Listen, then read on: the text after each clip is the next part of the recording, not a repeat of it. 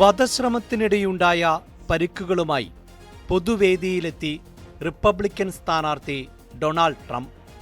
വിസ്കോൺസൺ സംസ്ഥാനത്തെ മിൽവോക്കിയിൽ വെച്ച് നടന്ന റിപ്പബ്ലിക്കൻ നാഷണൽ കൺവെൻഷനിലേക്കാണ് ട്രംപ് എത്തിയത്.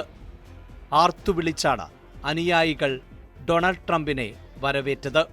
അവിടെ വെച്ച് ട്രംപ് റിപ്പബ്ലിക്കൻ പാർട്ടിയുടെ നാമനിർദ്ദേശം സ്വീകരിക്കുകയും ചെയ്തു. ഈ രാത്രി ഏറെ വിശ്വാസത്തോടും അർപ്പണബോധത്തോടും കൂടി US പ്രസിഡന്റ് സ്ഥാനത്തേക്കുള്ള നിങ്ങളുടെ നാമനിർദ്ദേശം ഞാൻ അഭിമാനത്തോടെ സ്വീകരിക്കുന്നു, ട്രംപ് പറഞ്ഞു.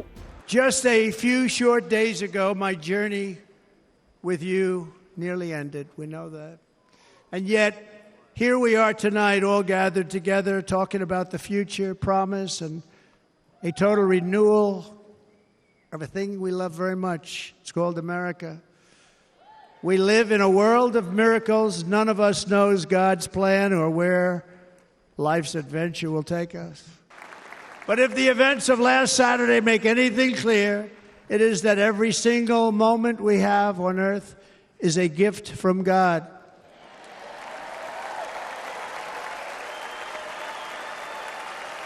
We have to make the most of every day for the people and for the country that we love. The attacker in Pennsylvania wanted to stop our movement, but the truth is the movement has never been about me. It has always been about you. It's your movement. It's the biggest movement in the history of our country by far. Can't be stopped. വധശ്രമത്തിൽ നിന്ന് തലനാരിഴയ്ക്ക് രക്ഷപ്പെട്ട Trump നവംബറിൽ നടക്കാനിരിക്കുന്ന US president തെരഞ്ഞെടുപ്പിൽ വിജയിക്കാനാകുമെന്ന തികഞ്ഞ പ്രതീക്ഷയിലാണ്.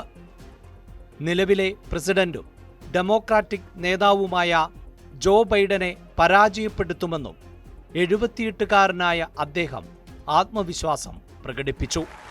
Just like our ancestors, we must now come together, rise above past differences.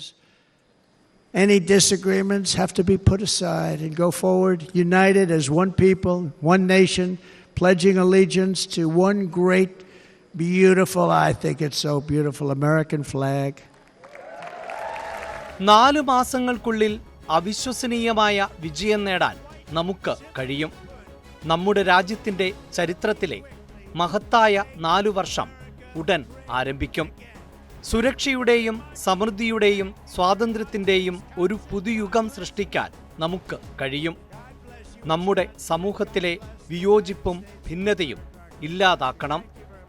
അമേരിക്കയുടെ മുഴുവൻ പ്രസിഡന്റാകാനാണ് ഞാൻ ആഗ്രഹിക്കുന്നത്. അല്ലാതെ പകുതി അമേരിക്കയുടെ പ്രസിഡന്റാകില്ല ഞാൻ. അങ്ങനെ വിജയിച്ചിട്ട് കാര്യമില്ല, ട്രംപ് പറഞ്ഞു. 90 മിനിറ്റ് നീണ്ട ട്രംപിന്റെ പ്രസംഗത്തിൽ ആവേശഭരിതരായ അനുയായികൾ എഴുന്നേറ്റ് നിന്ന് ആർത്തുവിളിച്ചു. വധശ്രമത്തിൽ നിന്ന് രക്ഷപ്പെട്ട ട്രംപിന് അനുയായികൾ വിജയാശംസകൾ നേർന്നു. 4 ദിവസത്തെ റിപ്പബ്ലിക്കൻ നാഷണൽ കൺവെൻഷൻ തിങ്കളാഴ്ചയാണ് ആരംഭിച്ചത്. ഒഹിയോ സെനറ്ററായ JD വാൻസിനെ വൈസ് പ്രസിഡന്റ് സ്ഥാനാർത്ഥിയായി നിർദ്ദേശിച്ചതും ഈ ആഴ്ചയാണ്. ഇക്കഴിഞ്ഞ ദിവസമാണ് തെരഞ്ഞെടുപ്പ് റാലിക്കിടെ ട്രംപിന് നേരെ വധശ്രമം ഉണ്ടായത്. പെൻസിൽവാനിയയിലെ തെരഞ്ഞെടുപ്പ് റാലിക്കിടെയാണ് വെടിവെപ്പ് ഉണ്ടായത്. വെടിവെപ്പിൽ ട്രംപിന്റെ വലത് ചെവിക്ക് പരിക്കേറ്റിരുന്നു. വലത് ചെവിയുടെ മുകൾ ഭാഗത്തായാണ് വെടിയേറ്റത്. പെൻസിൽവാനിയയിൽ ബട്ട്ലർ എന്ന സ്ഥലത്ത് ഒരു പൊതുയോഗത്തിൽ പ്രസംഗിക്കുന്നതിനിടെയായിരുന്നു ആക്രമണം ഉണ്ടായത്. തോമസ് മാത്യു ക്രൂക്സ് എന്ന 20-കാരനാണ് ട്രംപിന് നേരെ വെടിയുതിർത്തത്.